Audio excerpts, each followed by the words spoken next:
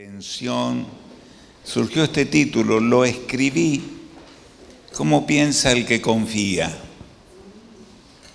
Y en realidad lo dejé ahí y yo lo repetía, por ahí estábamos con Norma tomando mate y yo lo decía en voz alta, ¿cómo piensa el que confía? ¿Cómo piensa el que cree? ¿Cómo piensa el creyente? ¿Cómo debe pensar? Si es que hay una manera de pensar. Así que dejé que Dios fuera llenando eso. Y proclamé, así como los huesos secos considerados sepultados en la mente y el corazón del pueblo de Israel en el exilio, en realidad, ¿cómo ve Dios la manera en que nosotros pensamos? Porque todo eso me ha llevado a viajar a diferentes partes de la Biblia y mirarlas desde otra perspectiva. Ezequiel 37, donde está la famosa parábola del valle de los huesos secos, dice, cuando explica esto a Ezequiel, que va a compartir esta experiencia de profecía, así se siente el pueblo, así se ve, así piensa. Se piensa sin esperanza, se piensan muertos, se piensan sepultados. O sea, el estado de ánimo y lo que piensa el pueblo en Israel es como te lo estoy mostrando, es un cementerio de huesos secos. Y Dios fue llenando y yo le decía, Señor, métele carne, métele tendones, métele músculos, haz que este mensaje se vuelva un ejército. Porque al final dice, yo levantaré un ejército. Y entonces, en medio de la lectura de un pasaje, otro pasaje, Dios fue poniéndome cosas para poner en esta hoja. Y me acosté pensando en esto y creo que me he desvelado en algunos momentos volviendo a pensar cómo empezar el mensaje. Y les repito, ¿cómo piensa el que confía? Hagámoslo en forma de pregunta. Como si hubiera una manera diferente de pensar del que confía o del que cree. ¿Cómo piensa? O hagámoslo con signos de admiración. Así piensa el que confía. Cuando el pueblo de Israel fue enviado al exilio, fue enviado con una promesa de restauración. En el proceso perdió la promesa, la certeza de restauración. Y empezó a pensar de otra manera. Y se pensaron a sí mismos como muertos, sepultados, sin esperanza. Esta es la nota que hay en el sentimiento del pueblo. Y entonces mi cabeza viajó rápidamente y recorrí familias, y recorrí diálogos, y recorrí conversaciones, y comentarios, y preocupaciones, y cosas que venían a la mente de personas que compartían lo que había en su interior. Y dije, qué bueno esto, de pensar cómo piensa el que cree, cómo piensa el que confía. Anoten por favor en sus apuntes para que, si el tiempo nos obliga a resumir, Segunda de Reyes capítulo 5 del 1 al 11. Segunda de Reyes, segundo libro de los Reyes, capítulo 5 del 1 al 11. El general Naamán, general sirio.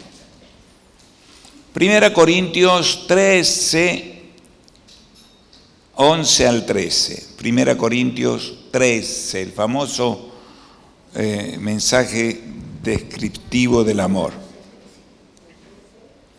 del 11, capítulo 13, del 11 al 13.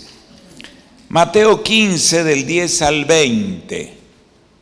Mateo 15, del 10 al 20. Es paralelo este pasaje a Marcos 7, del 14 al 23. Y usted dirá, si estos son todos los pasajes, ¿cuánto va a durar el mensaje? Y va a durar hasta que se acabe, mire. Filipenses 4, del 6 al 9. Filipenses 4, del 6 al 9. ¿Cómo se siente? En cualquier momento va a flotar. En forma paralela a Filipenses 4, pongan Isaías 26, 3. Isaías 26, 3.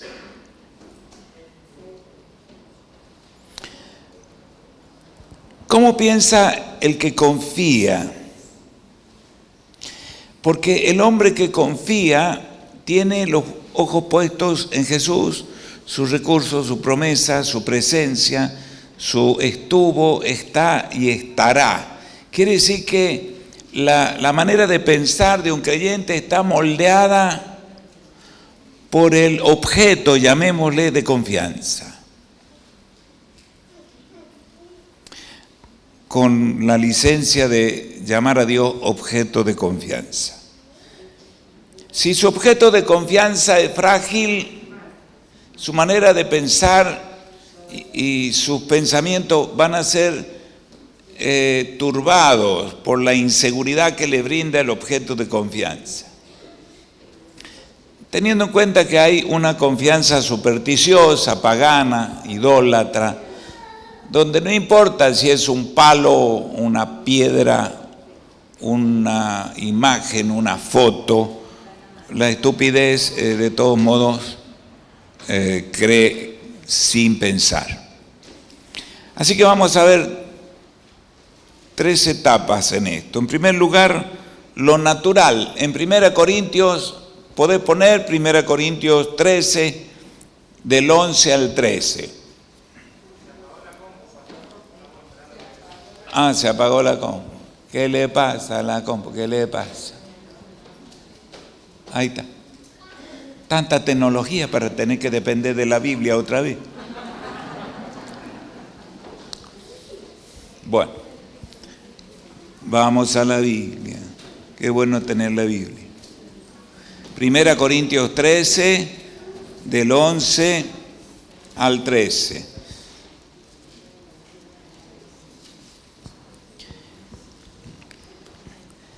Cuando yo era niño, hablaba como niño, pensaba como niño, juzgaba como niño. Mas cuando ya fui hombre, dejé lo que era de niño. Ahora vemos por espejo oscuramente, mas entonces, en el futuro, veremos cara a cara. Ahora conozco en parte, pero entonces conoceré como fui conocido. Y ahora permanecen la fe, la esperanza y el amor. Estos 3, pero el mayor de ellos es el amor. El versículo 11 dice, cuando yo era niño, ¿cómo piensa el que confía? Me va a dar después una hojita. El que confía es como un niño, o es un niño, o cada uno de nosotros ha sido un niño que ha crecido en una cultura relacional. La cultura del hogar, de los papás, la mamá, los tíos, los abuelos, los amigos, los vecinos, los compañeros, los padrinos, las madrinas, los maestros, la sociedad. Por ahí hay un videíto, dice, nosotros somos los que nacimos en el 60 y somos algo que ya se está extinguiendo, pobre de ellos. Y que somos la última generación que obedeció a sus padres y que respetó a sus padres y que tuvo hijos que respetaban. Ahora, bueno, es medio lastimoso eso, pero bueno, ahí está. Usted y yo hemos nacido en una cultura familiar. Yo por ahí percibo el olor a cazuela de pollo y me traslado a mi casa. Una vez a la semana de cajón había una gran fuente de verdura y había un pollo entero a despedazar, hervido ahí en el medio de la mesa. Y ese aroma a cazuela, menos mal que no son las 12, porque si no ustedes morirían. Quiere decir que cuando Norma hace esa cazuela, ¡oh, qué increíble! Uno tiene memoria a través de los olores, de las experiencias, de cosas. Uno ha crecido en una cultura, por eso usted es diferente a todos y todos van a encontrar diferencias con usted. Tal vez usted se acostumbró a oler perro en su casa porque siempre hubieron perros en su casa. Estaban debajo de la mesa cuando almorzaban porque lo que ahí abajo de la mesa y los perros estaban esperando eso. En el tiempo de Jesús también habían perros debajo de la mesa, porque hay una parábola que dice como los perrillos y te tiraban ahí. Y entonces usted no se molesta cuando llega a una casa donde hay perros, porque usted tiene internalizada una cultura donde el olor a perro también está. Pero si usted se ha criado en un departamento donde no habían perros y para colmo habían otros olores, otras atmósferas, usted llega a un lugar así y empieza a tener cara de asco porque algo dentro suyo resiste. Eso para que usted piense de sí mismo como una persona que ha incorporado cultura familiar, modos familiares, actitudes familiares, actitudes vecinales.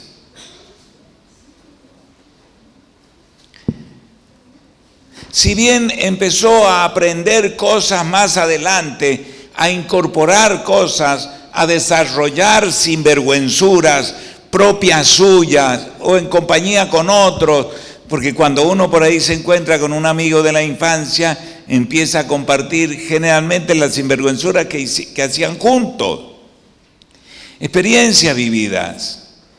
Por eso que lo que han contado los chicos del campamento es muy importante.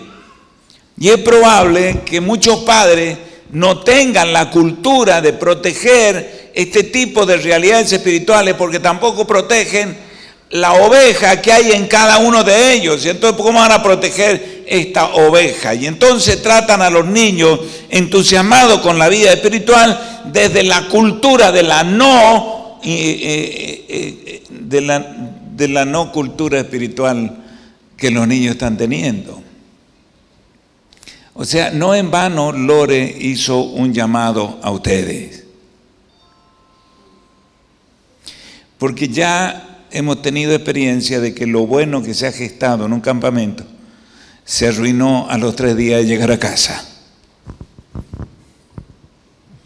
Lamentablemente es así. Porque de lo contrario, el niño tendría que llegar en este nivel y debajo de ese nivel está la mano del padre, la cultura del padre, el entusiasmo de la madre, para que de ahí en más avance al paso siguiente y no que de pronto se peguen unos suelazos increíbles en la casa. El texto dice, cuando yo era niño hablaba como niño, pensaba como niño, juzgaba como niño. Mas cuando ya fui hombre dejé lo que era de niño. ¿Qué dejó? Y dejó el hablar como un niño, pensar como un niño y juzgar como un niño. Un niño es 90% y pico emocional, ya sea que las exprese o ya sea que no las exprese, pero de todo modo es un río de emociones. Y gran parte de las decisiones que toma son espasmódicas, son emocionales, son reactivas, son no pensadas. Los adultos le tienen que enseñar a medida que van cometiendo esos errores de cómo se manejan este tipo de cosas. La la edad, el desarrollo, la cultura, la preparación, la lectura. Hay niños que no leen ahora, que son adolescentes, porque nunca vieron leer a sus padres. Entonces tienen una cultura sin libros en su cabeza. Ahora, sus padres están leyendo la cultura de sus hijos, que todo el tiempo tienen un celular en las manos. Y entonces la pregunta es, ¿por qué le molesta tanto al padre que el hijo tenga un celular? Si esa es la cultura en la que se está desarrollando. Y porque él no tiene esa cultura adentro. Y no la entiende, no sabe manejarla. Entonces cuando yo era niño, hablaba, pensaba y juzgaba como niño. Mas cuando fui grande, el texto original dice, yo elegí una manera de hablar, pensar y juzgar adulta. Quiere decir que esto tampoco se va solo, porque si a mí me consintieron cuando era niño y me enseñaron que la vida tiene deudas conmigo todo el tiempo, que solo con que yo hable el mundo se tiene que mover a favor de mis necesidades, esa cultura puede que yo no la deje, y a pesar de ya ser grande, tener la idea de que Dios, los ángeles, los arcángeles, el mundo, las autoridades, los políticos me deben cosas. Y esa cultura la estamos viendo que fluye por la televisión, de la boca de los políticos, de los gobernantes, de los educadores, de los gremialistas, de quienes están responsables para formar la mentalidad de los adolescentes, de los jóvenes, y nosotros nos tragamos el sapo. Me encantó que Tiago registró algo que yo dije. El devocional mío se titulaba así: trabaje, trabaje, trabaje, repita, repita, repita, estudie, estudie, estudie. Porque al menos que llegue a manejar un conocimiento, nunca podrá hacer lo propio. Y eso no ocurre en un campamento, eso ocurre como inicio, como desafío en un campamento, pero van a tener que leer, estudiar, repetir, todos los días, hasta que lo aprendan. Y una vez que lo aprendan, serán libres de expresar. Muchos de nosotros ya somos esclavos de esta cultura y lo notamos en la vida espiritual. Y entonces cuando vienen las crisis, se revela por cómo piensa el que confía, cómo piensa. Y como piensa, habla, reclama, se enoja, se irrita, se anima o se desanima. Y lo que no sabe es que Dios ha puesto sus huellas digitales creadoras en cada órgano nuestro, en cada sistema interno, eléctrico, químico, motivacional. De qué manera increíble los pensamientos generan movimientos eléctricos y químicos en nuestro organismo. De tal manera que se movilizan neuronas del cerebro con mensajes a diferentes lugares del cuerpo y se instalan como mensajes negativos, llenos de temor, que con el tiempo se generan bloques de enfermedad en la zona. Y uno de pronto dice, ¿por qué de pronto alguien que vivió en un mismo ambiente enfermó de una manera y otro no enfermó? Eso tiene que ver con la cabeza. Cada vez más los estudios confirman que hay una cantidad muy grande de enfermedades autoinducidas. Aquellas que generalmente le llamaban ocasionales, ahora es una plaga. Autoinducidas. Yo no sabía que tenía un auto en la cabeza, sí, un auto. Autoinducida, psicosoma. ¿Por qué entonces es tan importante el nuevo nacimiento en Cristo Jesús por el poder del Espíritu Santo? Porque hay situaciones orgánicas, físicas, que de hoy para mañana desaparecen en el cuerpo de una persona enferma que entrega su vida a Cristo. Cambia su manera de pensar, su manera de sentir, todo su organismo parece que se alinea, sus patitos psicosomáticos se vuelven favorables. ¿Cómo piensa el hombre que cree? Usted tiene que leer la Biblia para ver cómo describe el pensamiento del hombre que cree. O sea, no se coma el sapo con pata porque lo va a rajuñar adentro. Piense, pero piense electivamente, piense intencionalmente, piense lo que piensa. Para ser un pensador cristiano, una persona que piensa antes de hablar, el justo piensa antes de hablar. El impío atropella con sus tonteras. Por lo tanto, creo que usted hoy ha retrocedido a la cultura familiar. Usted es fruto de una cultura familiar. Probablemente en su familia a usted no le prestaban atención y se crió como perro flaco castigado y ahí en la esquina, y de pronto le cuesta integrarse a la familia grande, porque está obedeciendo más a la cultura de carne y sangre que a la cultura espiritual a la cual debe someterse. Somos un cuerpo, miembros los unos de los otros, y la unión es espiritual. Los pibes dijeron algo muy importante, tal vez ustedes no lo captaron porque su cabeza no está para captar estas realidades. Ellos dijeron, lo bueno del campamento es que hemos vivido una experiencia de unidad, de compañerismo, hemos tenido experiencias donde allí no había diferencia entre uno y otro. Y vaya si habían diferencia entre unos y otros.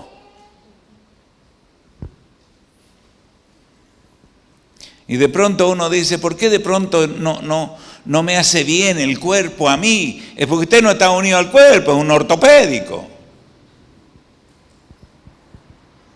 Usted abre su corazón en el grupo y más allá de lo perverso que puede ser en el extremo malo del grupo, el hecho de poder abrir su corazón a usted le trajo sanidad. Y usted no valora el cuerpo, no valora el grupo y la oportunidad de abrir su corazón, porque usted tiene una cultura dañina grabada todavía, la cual la subsidia con su participación adulta. Usted ya es un adulto, tiene que elegir dejar las cosas de niño, porque queda feo que usted se case con una actitud de consentimiento de la mamá y no pueda dejar de ir a comer con la mamá casi 3, 4 veces a la semana y dejando a su esposa con la comida preparada. Un mamengo le llamo yo. Los mamengos no se tienen que casar. Arruinan el matrimonio y frustran a la esposa. Los mamengos no se tienen que casar hasta que por lo menos se muera la madre. Eso puede ocurrir después de mucho tiempo. Tuvo duro, ¿no? ¿Ah? Es real. Es más común de lo que pensamos. Ay, qué tranquilidad. Bueno, segundo principio, el principio según Jesús. Jesús está hablando con los discípulos y los está preparando para continuar con la misión del reino. O sea, uno tiene que trabajar en función de una cultura y antes de trabajar en función de esa cultura, tiene que aprender esa cultura. Y Jesús tenía que transferir la cultura del reino a quienes iban a ser los apóstoles, porque había que corregirle la cultura donde se habían criado. Y algunos no pudieron entrar en la cultura del reino porque no estuvieron dispuestos a abandonar la cultura de la familia. Lo que estoy diciendo que a veces las familias que no se integran a la cultura del reino como iglesia, tampoco llevan eso a la casa. Entonces en la casa la cultura que predomina no es la cultura del reino, sino la cultura de los abuelos, los bisabuelos, y eso tuerce y conflictúa el crecimiento de los miembros. Y entonces después eso afecta negativamente la cultura del reino en el cuerpo espiritual. Medio enredado, ¿no? ¿O está más o menos claro? Porque hay cosas que, por ser hijo de Dios, ser miembro del cuerpo de Cristo y estar sujeto a los principios del Evangelio, hay cosas que yo no debo, ni puedo, ni me conviene hacer como hijo de Dios, por más que esté viviendo en una familia y en la familia eso sea normal.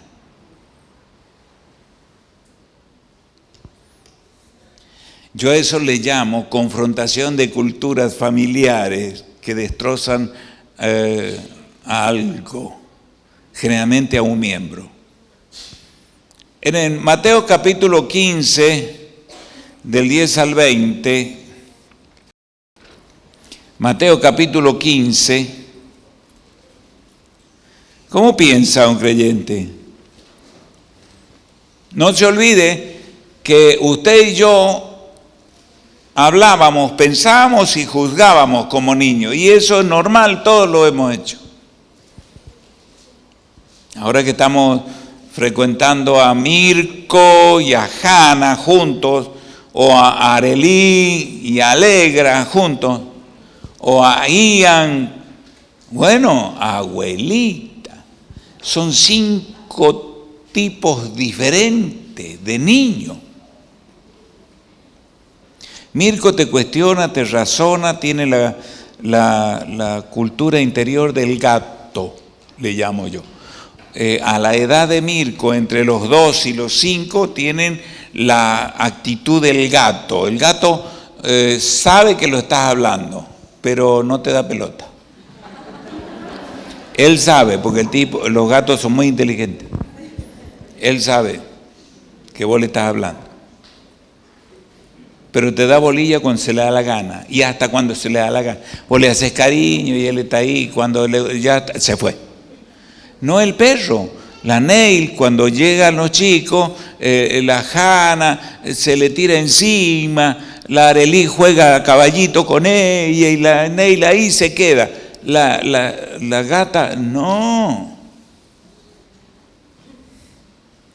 Aún con nosotros, nos da bolilla cuando quiere. Y los niños a cierta edad tienen la cultura del gato. Ellos cuando consiguen una cosita, macanudo, cuando ven que no la van a conseguir, o lloran o patalean, se enojan, se van. Y esa cultura, ese hablar, pensar y juzgar la realidad como un niño, se nos queda. Algunas cosas se nos quedan. Es que las hemos practicado tanto como las tablas que ya las tenemos de memoria. Y algunas cosas las practicamos de una manera inconsciente, ya sea en la casa, en el trabajo, en la escuela, en la calle, los amigos o en la iglesia. El tema es que usted sabe que no está bien lo que está haciendo, pero tiene otra ley dentro suyo que se llama mensaje subconsciente, que quiere hacerlo aunque sabe que no lo debe hacer. Es por eso que Romanos 7 es tan increíble. Lo que no quiero hacer, eso hago. El bien que quiero no lo hago, y el mal que no quiero termino haciéndolo. No entiendo lo que me pasa. Descubro que hay una ley dentro mío. Hace mucho que no lee Romanos 7. Jesús en Mateo 15, del versículo 10, y llamó así a la multitud y les dijo: oigan y entiendan, porque puede que uno oye y no entiende, porque el Dios de este siglo cegó el entendimiento de los incrédulos. Quiere decir que los incrédulos oyen, pero no entienden. porque tienen una presunción de que lo que está oyendo no merece la honra, entonces no le otorga un compromiso interno. Es muy fácil cuando uno lee la Biblia con cuidado descubrirle el pédrigue interno a las personas. Con solo conversar un ratito y escuchar sus quejas, sus reclamos, sus temores, ya uno sabe, así. A veces uno no dice nada porque no dice nada, pero por una cuestión de gentileza. Pero por ahí sería bueno decirle, su incredulidad lo está secando.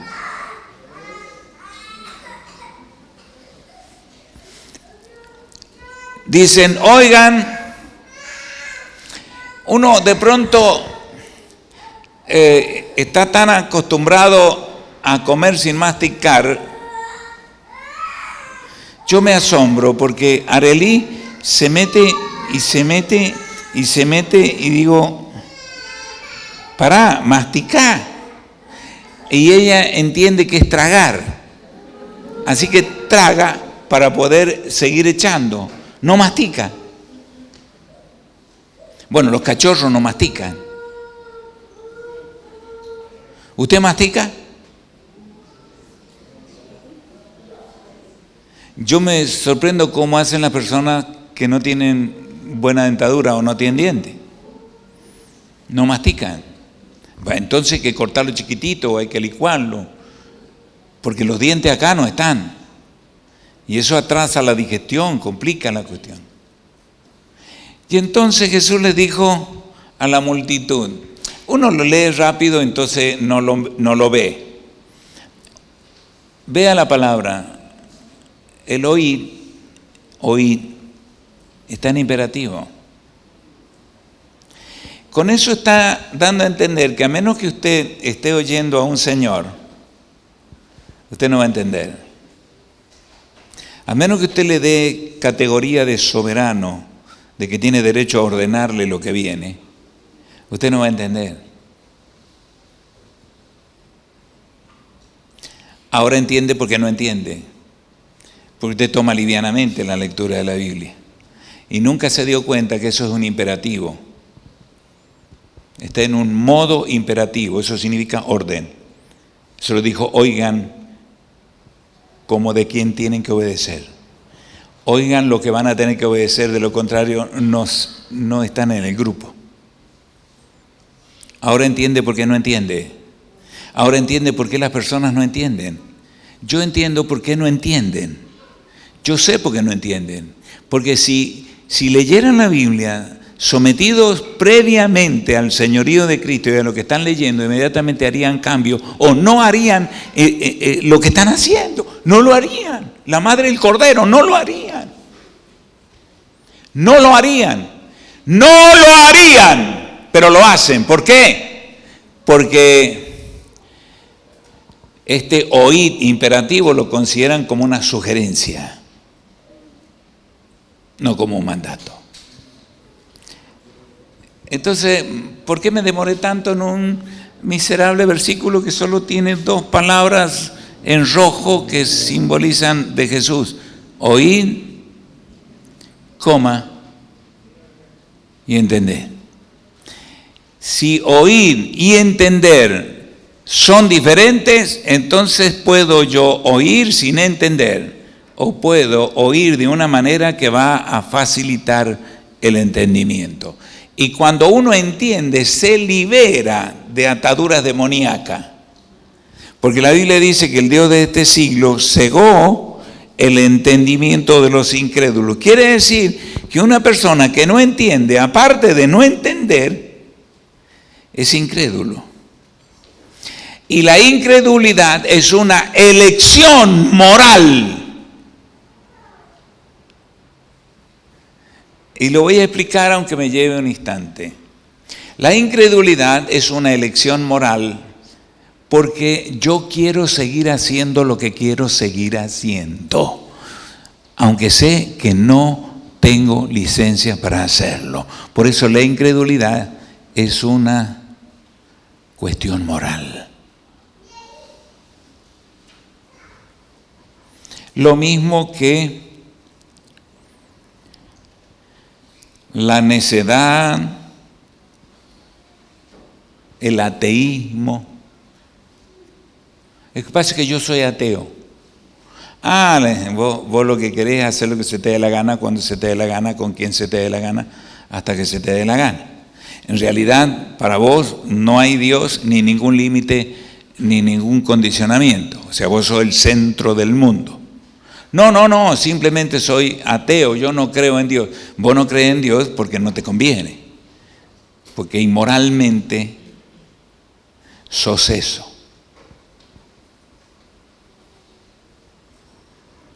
Y yo creo que muchos de nosotros somos creyentes evangélicos inmorales,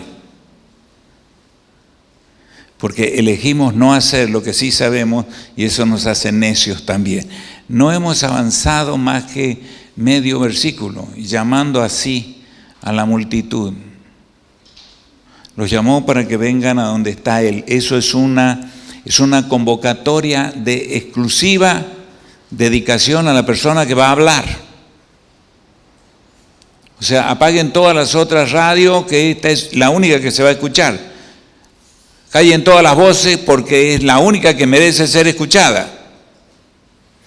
Llamó así. Esta misma palabra está cuando dice que subió al monte y descendió y llamó así a los que Él quiso y los llamó apóstoles para que llegaran a hacer eso.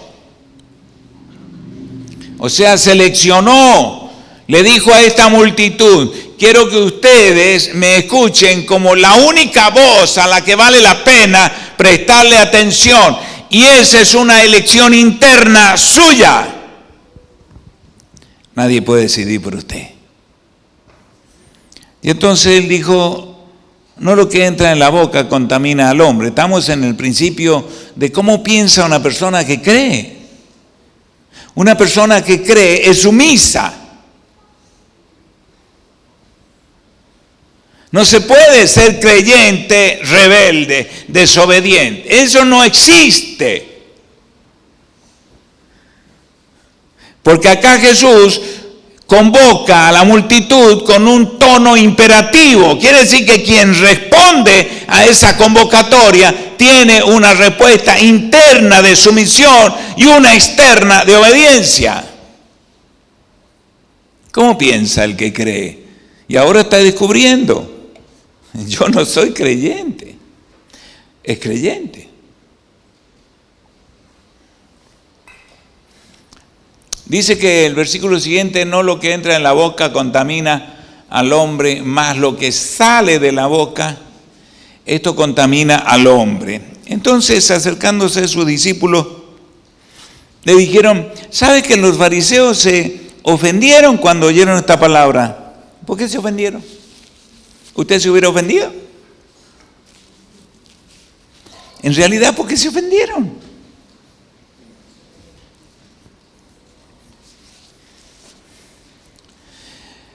O sea que Jesús es ofensivo al autónomo, al independiente, al que quiere hacer lo que se le da gana, porque Él no maneja este tipo de ofertas. Si alguno quiere venir en pos de mí, renuncia a querer hacer lo que se le da la gana, cuando se le da la gana. Tiene que pensar, el justo piensa antes de actuar. Piensa si lo que va a hacer está alineado con lo que él es en función de a quien responde. Por eso la vida rápida no te deja pensar, no te deja buscar orientación bíblica. Pasamos una semana larga sin tener una media hora para leer un texto y quedarse ahí hasta que el Espíritu me traiga iluminación, ese tipo de situaciones. Y esperamos el fin de semana para ver cómo hace el pastor para meterme una choriciada grande en 5 minutos.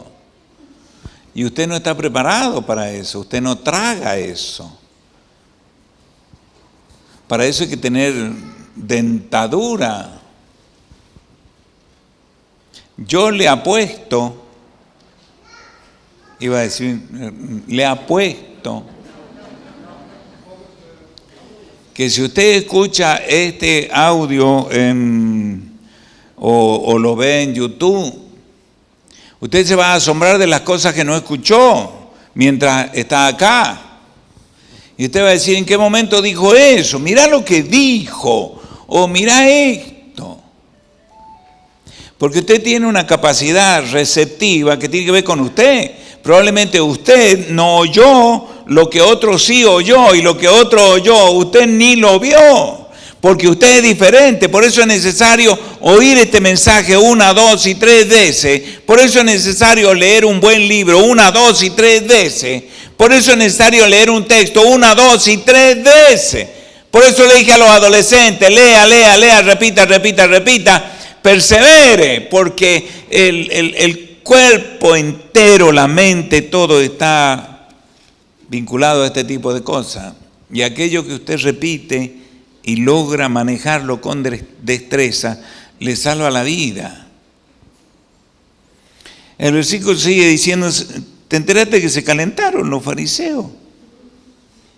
Pero Jesús respondió, no al motivo por la calentura de los fariseos. Dice, toda planta que no plantó mi Padre Celestial será desarraigada. Y uno dice, bueno, sí, pero ¿por qué no piensa lo que dijo? Porque puede que usted se esté calentando con lo que estoy diciendo. Y Jesús está diciéndole, estoy percibiendo tu calentura. Mi Padre no te plantó.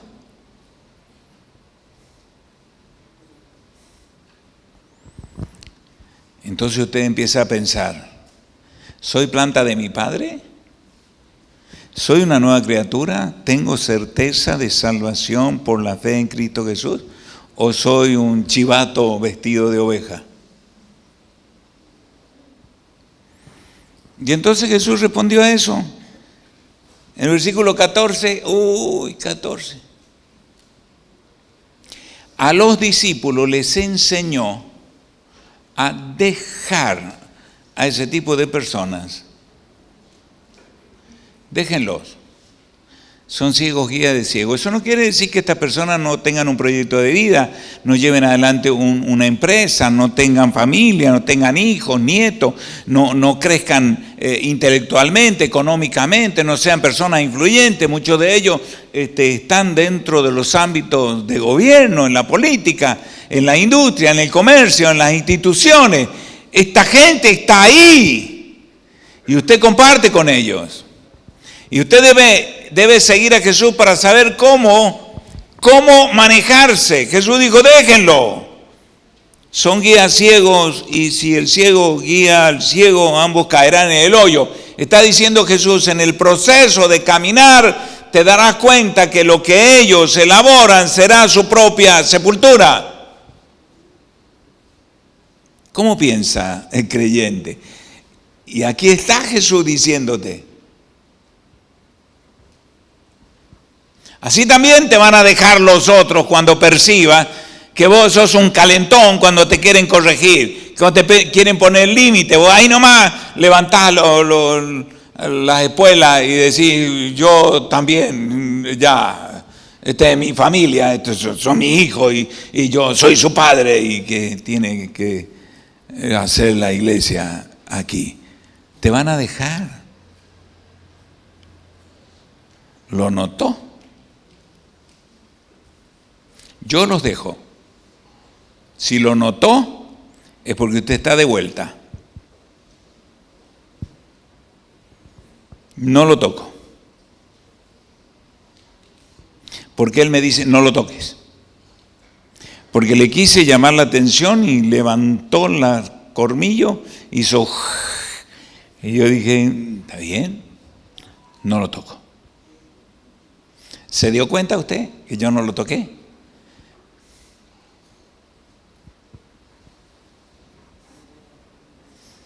Puede leerse muy mal, pero Jesús es mi maestro, tanto para mí como para usted. Y yo pienso como Él me dice que piense, déjalo. Pero vigila a los ciegos, porque van a ser el instrumento que ellos van a usar. A los ciegos lo van a seguir. Los ciegos van a querer ponerse bajo la misma especie. Y él siguió diciendo, Pedro le dijo, explícanos esta parábola. Quiere decir que hasta ese momento ellos habían escuchado, pero no habían entendido. Y Jesús dijo, también vosotros sois aún sin entendimiento. Por eso el versículo 10 dice, oíd y entended. ¿Qué es lo que Pedro está diciendo? Tengo una beta interna que desconozco, que me impide entenderte, Señor. Y la pregunta que surge, ¿y por qué no me entendés? Pedro, ¿por qué no honras lo que digo? Lo cuestionas dentro tuyo. Y cuando vos cuestionas lo que Jesús dice, tú no entiendes.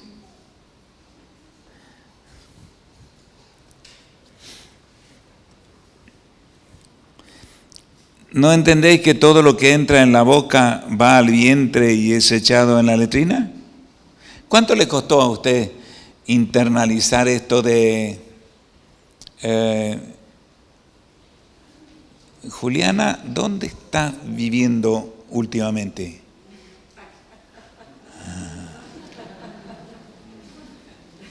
Porque como se ha cambiado de casa, últimamente está viviendo en una casa diferente, entonces yo le puedo hacer caer en la trampa con mi pregunta.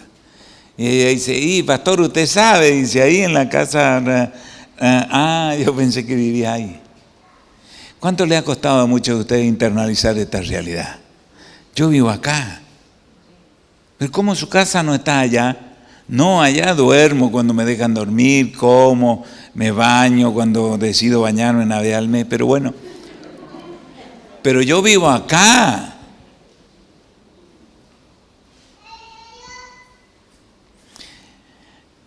Pero lo que sale de la boca, del corazón sale, y esto contamina al hombre. Quiere decir que lo que usted dice frente a una crisis, lo que usted dice frente a una dificultad, sea común, pero que usted no la acepta como una posibilidad que a usted también le pase. Entonces usted reacciona. No es proactivo, es reactivo. Y la manera en que reacciona, eso revela lo que hay y eso lo contamina. La palabra acá, contaminar, significa lo predispone a repetir un patrón.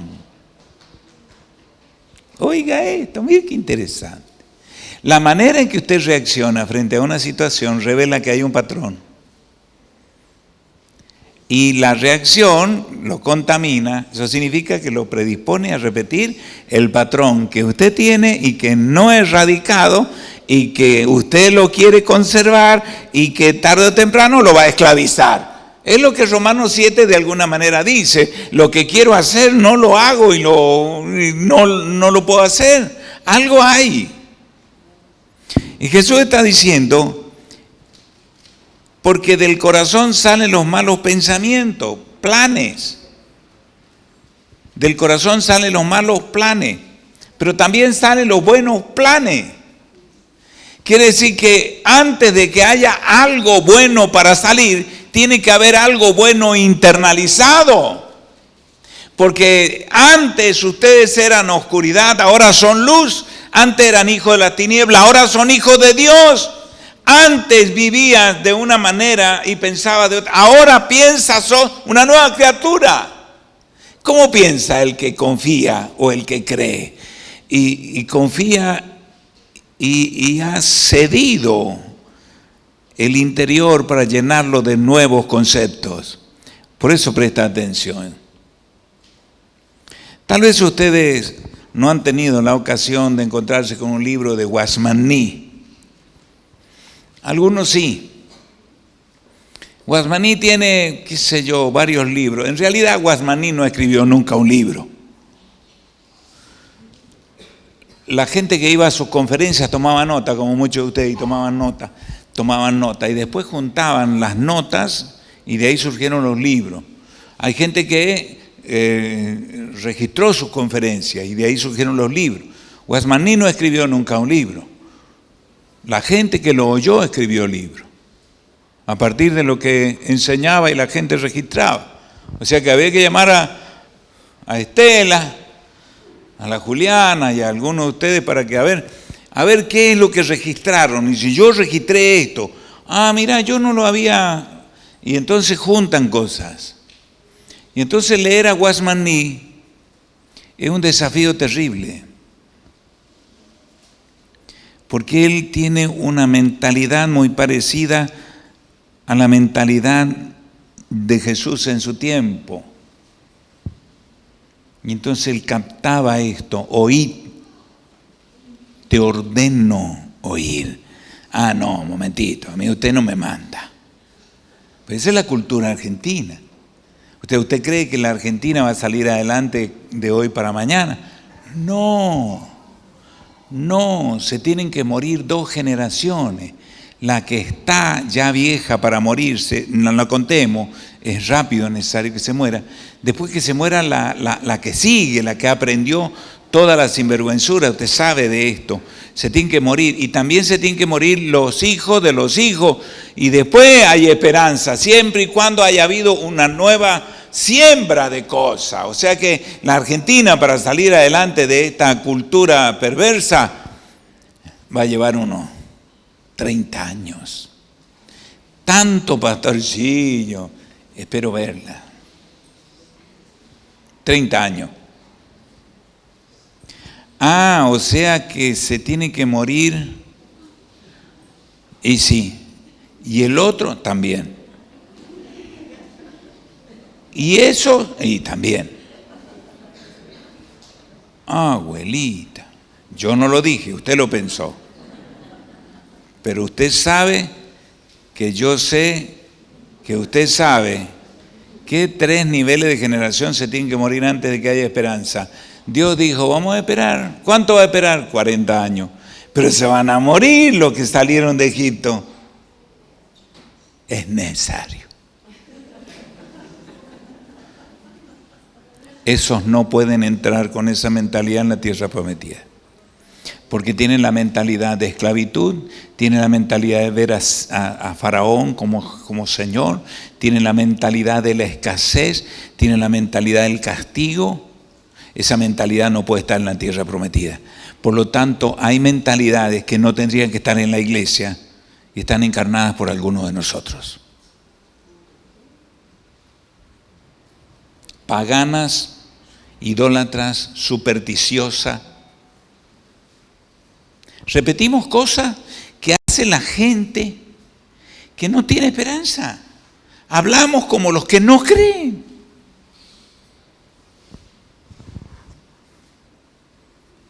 Yo los voy a escuchar. Si alguno de ustedes tiene la suerte, que lo dudo, de estar en mi velatorio,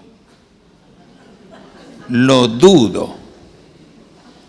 Pero supongamos que tendría que dirigirme ahí arriba, que hay algunos más jóvenes. Supongamos que los que están ahí arriba tienen la suerte de estar en mi velatorio. Yo voy a estar escuchando, no me voy a ir y le voy a decir, Señor, déjame un poco para ver cómo piensan, qué opinan, qué conversan. Y voy a estar ahí, escuchándole hablar. Y usted se va a desahogar, va a decir, por fin puedo decir lo que me provocaba. Y le digo más, Norma va a oír, porque tiene 3 oídos.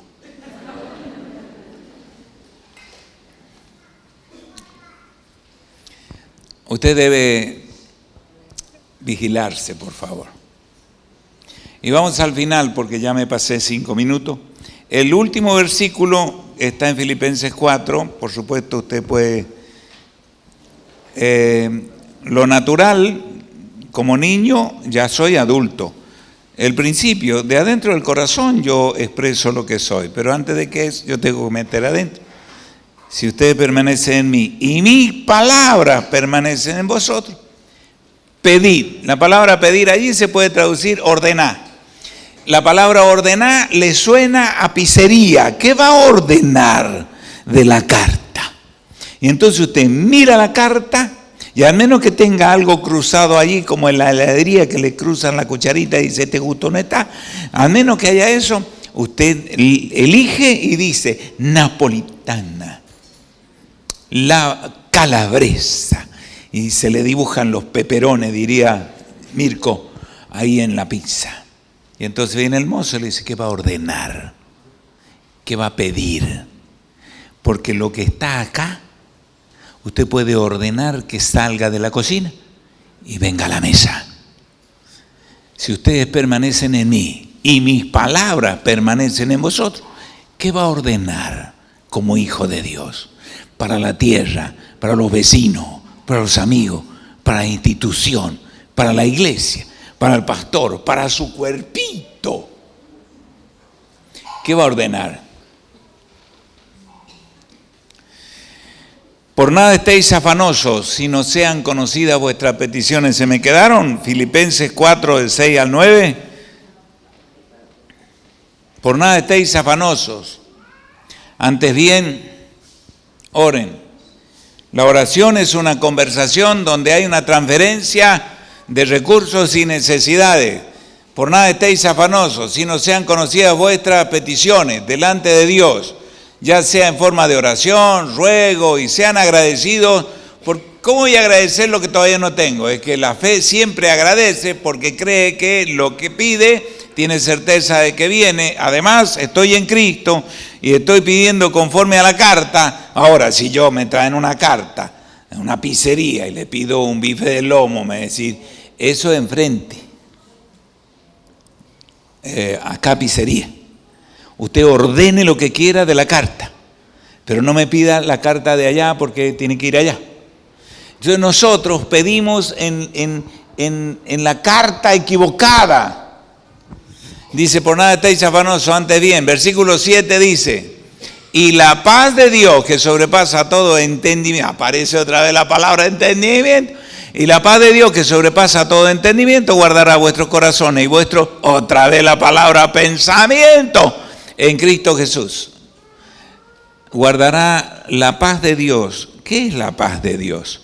Eirene. La palabra Irene viene de la palabra Eirene, que significa paz. Y la palabra Eirene significa orden. Orden. No, Eirene. ¿Qué? Eirene, paz. El versículo siguiente dice, por lo demás, hermanos, todo lo que es verdadero, todo lo honesto, todo lo justo, todo lo puro, todo lo amable, todo lo que es de buen nombre, si hay virtud alguna, si algo digno de alabanza, en esto les ordeno pensar. Se agrandó el Pablo. Porque así como dijo Jesús, oigan lo que tienen que entender. Pablo dijo, oigan lo que tienen que pensar. Así piensa un creyente.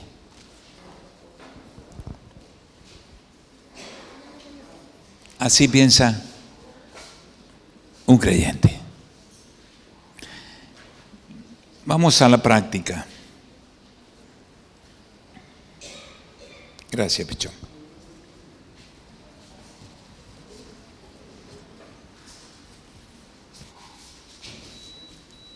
Lo más común es orar o pedir oración por un ser querido. Esta semana han dado en los grupos nuestros, a ver, la pérdida de un niño se había extraviado. ¿Alguien vio eso en los grupos? Bien. Esta semana anduvo también la necesidad de Constanza, la hija de Maxi Aldeco, hermano de Emiliano Aldeco, que viene acá. Entonces llegó a los grupos de orar por Constanza 1 año y 10 meses porque le ha salido una infección que no podían controlar y estaban en Mar del Plata. De las vacaciones terminaron internados en el hospital. Esta semana surgió también en la iglesia la necesidad de algunas personas que estaban con complicaciones de salud, como Mirta. Malita estaba la salud física de Mirta. Yo le mandé un mensaje y le dije, Mirta, mañana la quiero en el culto. Y ella podía decir, pastor, no estoy de ánimo, a mí no me importa cómo venga, con ánimo o sin ánimo, yo quiero que esté en el culto.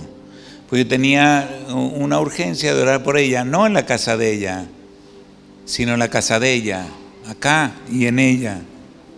Eso hemos hecho.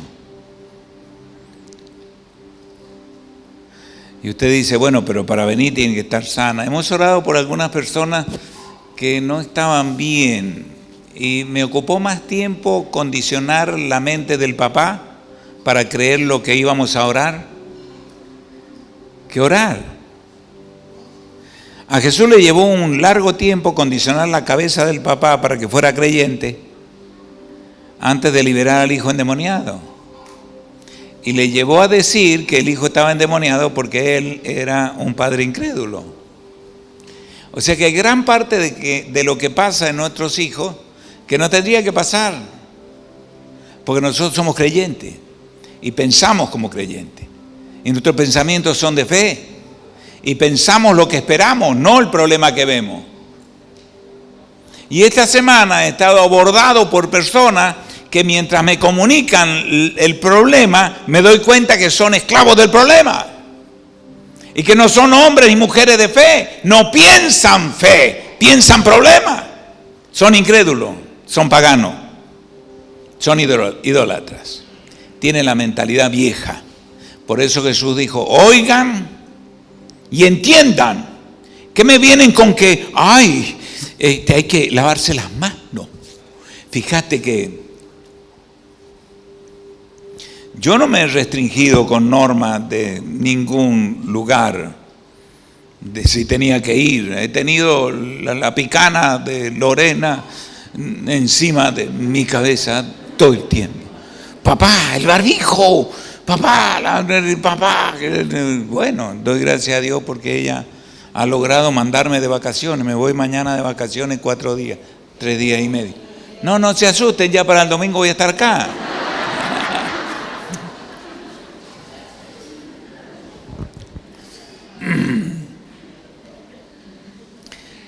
Y me preguntan, pastor, ¿usted nunca tuvo nada? Norma tampoco. No. ¿Se ha vacunado? Sí, me pusieron suero fisiológico.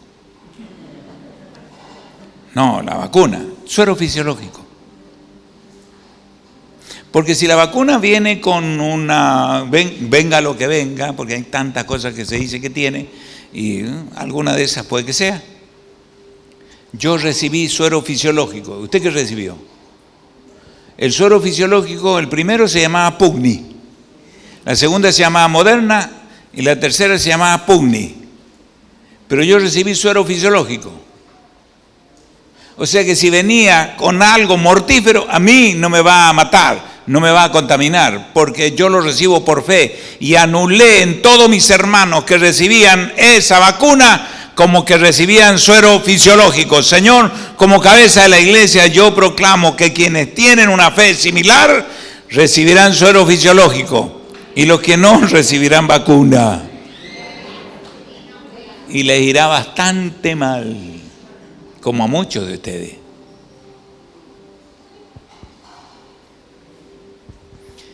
Porque usted es un creyente y debe pensar como un creyente.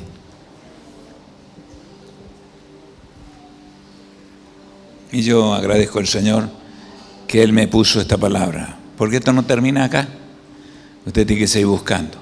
Usted tiene que ir a Isaías 26:3. Tú guardarás en completa paz a aquel cuyo pensamiento en ti persevera, porque en ti ha confiado. Empezó a confiar, persevera confiando. Tiene paz. El creyente que piensa como cree, tiene paz. Encomienda, yo soy la abuela de Constanza. Me han dicho que tiene que recibir gamma globulina. No sé qué es eso, pero parece que es algo complicado. Sí, faltan plaquetas. ¿Cuántas plaquetas le faltan? Y tiene tantas y tiene que tener tantas. Bueno, Señor, gracias porque veo tantas plaquetas y lo dejo en tus manos. Amén. A otra cosa. Y no estás pensando en tu nieta que está enferma. No estoy pensando en eso.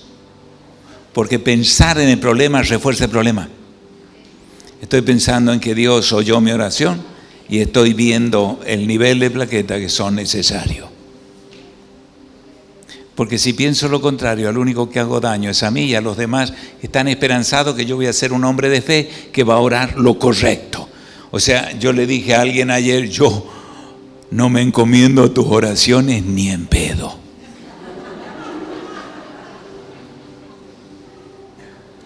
Y quiero que sepa por qué. ¿Entiende? Nos ponemos de pie.